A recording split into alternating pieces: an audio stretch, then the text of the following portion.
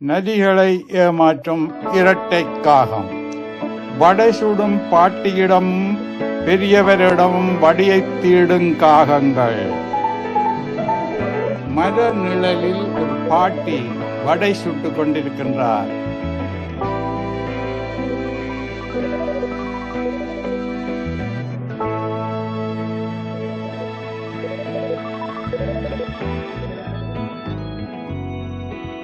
மரத்தில் மேல் இருந்த காகம் ஒரு வடையை வந்து திருடிக் கொண்டு செல்லுகின்றது.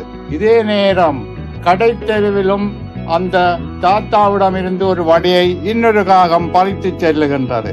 சென்ற காகம் வடையுடன் மரத்தில் உட்கார்ந்து வடையை உண்ணுவதற்கு ஆயத்தமாகின்றது. அப்பொழுது மரத்துக்கு கீழே நின்ற நரி காகத்திடம் பேச்சு கொடுக்கின்றது. காகம் பேச வாயை திறந்தவுடன் வடை கீழே விழுகின்றது. விழுந்த வடையை நரி வாயினால் கவ்வ செல்லும் பொழுது அதனால் கவ்வ முடியவில்லை. அந்த வடை திரும்பவும் மேலே போகின்றது. திரும்பவும் அந்த வடையை காகமே கவ்வி விட்டது. இப்பொழுது நரியானது காகத்தை பார்த்து, காக்கா காக்கா, நீ ஒரு அழகான பறவை, வாயை திறந்து ஒரு பாட்டு பாடு பாடுறோம் என்று சொல்லுகின்றது. இப்பொழுது காகம் முதலில் நடந்ததை யோசித்துவிட்டு வடையை மெதுவாக தனது காலுக்குள் வைத்துவிட்டு கா கா கா என்று கத்தியது. ஏமாந்த நரி திரும்பி போகின்றது. ஏமாந்த நரி வெட்கத்தோடு பாய்ந்து ஓடிவிட்டது. பாட்டியிடம் வடையை திருடிய காகமும் அதே மாதிரியே தன்னுடைய காலுக்குள் வைத்துக் கொண்டு பாட்டை பாடியது. நரி ஏமாந்தது. வடை திருட்டு போனாலும் பாட்டிக்கு இந்த வேடிக்கையை பார்த்தவுடன் சிரிப்பாக வந்தது.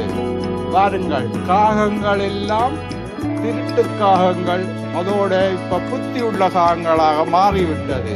நரிகளை கூட காகங்கள் ஏமாற்றுகின்றன. எல்லோரும் நாங்கள் சிந்திக்க வேண்டியது, ஏமாற்றக்கூடிய தந்திரம் உள்ளவர்களிடம் கூட நாங்கள் தந்திரமாக மாறிவிட வேண்டும் என்பதுதான். ஆனால் திருடிய காகத்துக்கு தண்டனையும் பெறுமல்லவா? யாரும் திருடவும் வேண்டாம், யாரையும் ஏமாற்றவும் வேண்டாம். ஆனால் ஏமாற்ற வருபவர்களிடம் நாங்கள் மிக மிக கவனமாக இருக்க வேண்டும் என்பதை இந்த கதையிலிருந்து தெரிந்து கொள்ளுவோம். இது அம்மா பிளான்ஸ் அண்ட் குக்கிங். வெகு நாட்களுக்கு பிறகு உங்களை சந்திக்கின்றோம். தயவு செய்து புதிதாக பார்ப்பவர்கள் சப்ஸ்கிரைப் பண்ணிவிட்டு பாருங்கள். மற்றவர்களோடு இதை நீங்கள் பகிர்ந்து கொள்ளுங்கள்.